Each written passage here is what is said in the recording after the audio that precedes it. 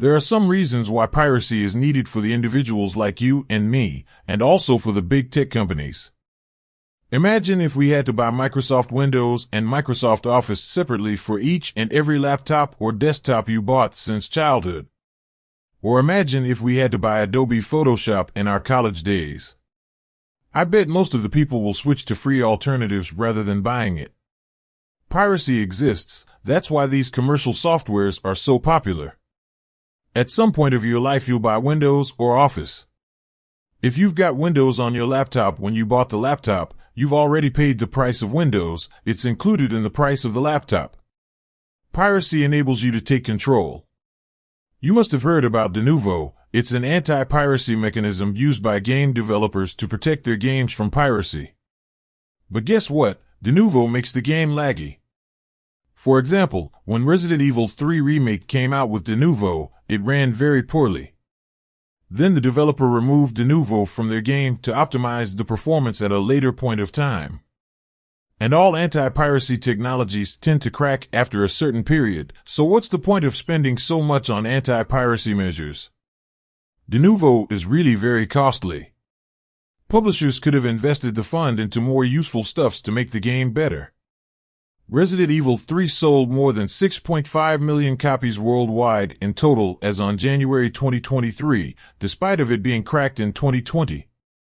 Some companies like Ubisoft took anti-piracy in another level. For example, Ghost Recon Breakpoint is not yet cracked because it needs constant internet connection to connect to Ubisoft servers. That means you cannot play the game offline if you want. If Ubisoft shuts down their server, you can't play the game at all. Just think, you bought the game with your hard-earned money and companies are still controlling how you play. Nowadays, companies are moving their softwares to subscription-based model. For example, Photoshop.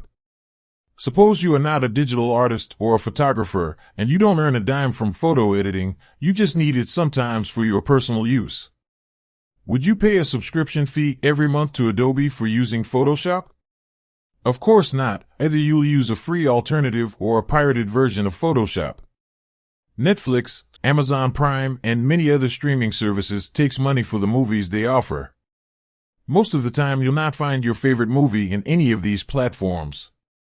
Most of the time, torrent sites or other pirated sites will be your only option if you want to watch your favorite movies. Or you might rent the DVD if you still use DVD drive in 2023 and the DVD is available at your local store or online. Suppose you want to watch your favorite movie Titanic tonight. Would you go to the store and rent it or will you wait for Amazon to deliver your DVD? Spotify or Apple Music removes music from their collection continuously. Suppose you have created your favorite playlist and someday you'll see some of your favorite music won't play anymore because Spotify has removed it. What would you do? You can buy the original CD and rip it, or you can just download the MP3 from the internet for free.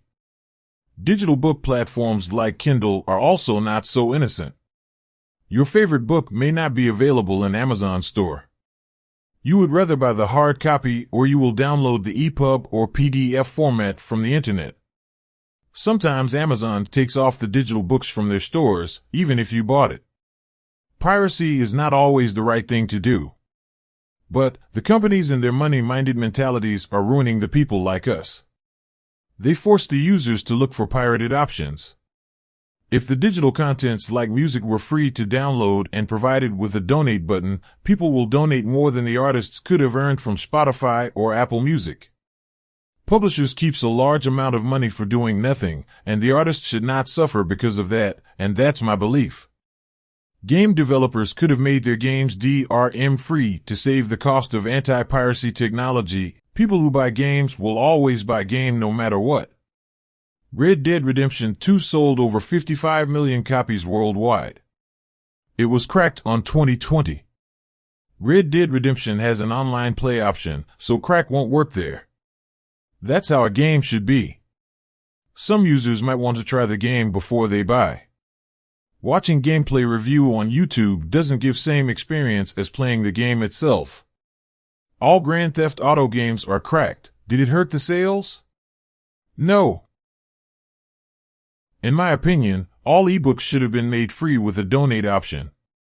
Many people buy second-hand books cheap, and the profit doesn't reach the writer of the book. If that's not piracy, how downloading ebook is piracy? By giving away free ebooks, writers can easily reach out to a larger audience.